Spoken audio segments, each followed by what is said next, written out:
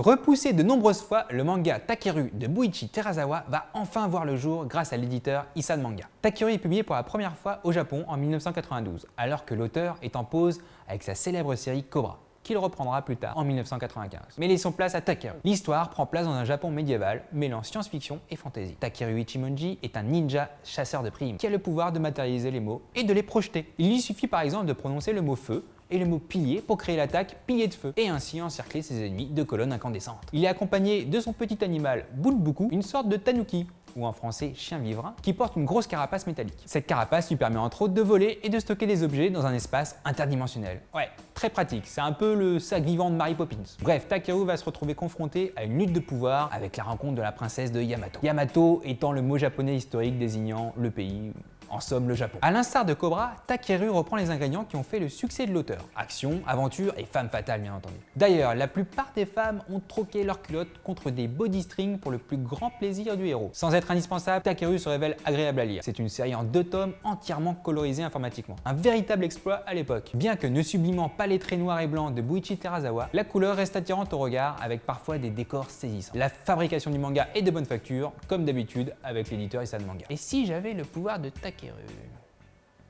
Feu! Ah, ça va!